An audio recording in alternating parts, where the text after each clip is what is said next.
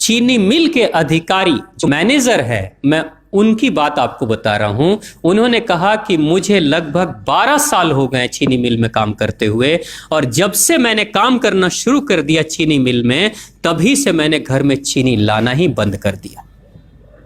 मैं तब से अपने बच्चों को चीनी खिलाता ही नहीं हूं, जबकि नौकरी से सैलरी वहीं से मिलती है, मगर चीनी नहीं। मैंने कहा कि आखिर कौन सी घटना घटी जिसके कारण से आपने ऐसा किया?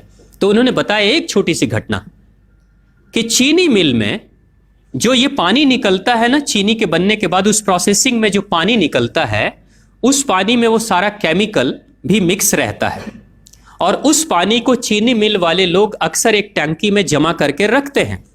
ये सभी चीनी मिल वालों के पास में होता है, आप भी कभी जाएंगे तो आपको भी पता चलेगा। वो टंकी में वो पानी रखा जाता है, लेकिन रोज रोज प्रोसेसिंग हो रहा है, रोज चीनी बन रही है, रोज बहुत सारा पानी आ रहा है, तो आखिर कब तक? एक टंकी की क्षमता है ना, कितने दिनों तक वो टंकी खाली रहेगी? भर जाती है, भरेगी तो फिर क्या करेंगे? खाली करना है। तो क्या किया था चीनी मिल के लोगों ने? सोचा कि छोड़ो ना, अब कहां जाएंगे उसको फेंकने के लिए कहीं दूर, क्योंकि अब उतनी बड़ी टंकी जिसमें हजारों गैलन पानी है, उसके लिए ट्रांसपोर्ट में कितना खर्च आएगा, तो बेहतर होगा रात के अंधेरे में कहीं खेत में डाल देते हैं। क्योंकि जनरली फैक्ट्रियां तो होती हैं ऐसे ही बिराने में, तो कहीं डाल देते किसी खेत में, क्या पता चलेगा पानी है कि चीनी मिल का पानी है, क्या है। तो ये सोचकर मैनेजमेंट वाले लोगों ने रात में ही उस पानी को खेतों में छुड़वा दिया, और नतीजा ये हुआ कि उस खेत की सारी फसल जल गई, मिट्टी बंजर हो गई। और जब किसान पता करने लगा कि आखिर क्या हुआ मेरे खेत में, जब चेकअप कराया वो मिट्टी का, तो पता चला कि इसमें तो चीनी मिल का जो वेस्ट मटेरियल है वो डाला गया है।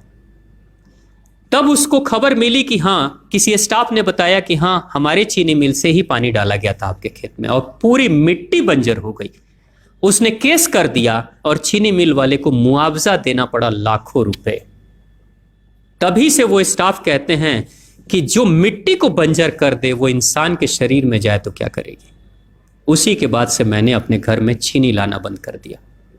और सच्चाई है, लगभग अगर आप देखेंगे तो अंग्रेजों के आने के समय अंग्रेज पहला चीनी मिल इन्होंने भारत में ही लगाया था।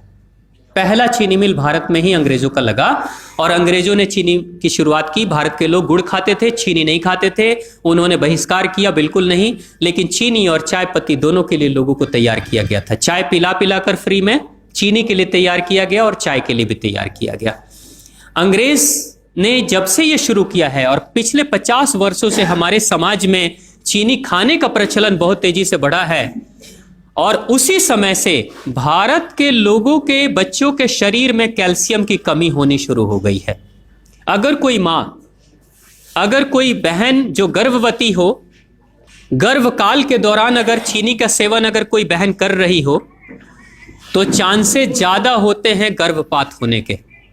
कोई मां अगर बच्चे के जन्म से पहले 1 साल पहले से ही चीनी छोड़ दे और सामान्य भोजन करे, अपना ही दूध बच्चे को पिलाए, और कम से कम 5 साल तक बच्चे को चीनी ना खिलाए, खुद को चीनी ना खिलाए, उस बच्चे को कभी भी ऑस्टियोपोरोसिस की समस्या नहीं हो सकती। कैल्शियम की कमी उसके शरीर में कभी नहीं होगी। चीनी जब जाती है आपके शरीर में, तो बाहर जब निकलती है तो अकेले नहीं निकलती, कैल्शियम लेकर निकलती है। चीनी कैल्शियम लेकर निकलती है, हड्डियों को गलाकर निकलती है। और जिसके शरीर में कैल्शियम की कमी हो जाती है, उसके शरीर में मैग्नीशियम, पोटेशियम, आयरन सबकी कमी हो जाती है। कैल्शियम वो तत्व है कि जिसके शरीर में कम हो जाए, सारे तत्व कम हो जाएंगे, और कैल्शियम की कीमत पे चीनी हम खाते हैं। भारत, पाकिस्तान, बांग्लादेश, नेपाल, ऐसे कुछ देशों के अलावा दुनिया के बहुत सारे ऐसे राष्ट्र हैं जहां चीनी का इस्तेमाल ही नहीं होता। आज भी चीनी खाते नहीं, बहुत सारे देश नहीं खाते बिल्कुल। आप गुड़ खाया करिए, वो ज्यादा बेहतर है, चीनी को छोड़िए।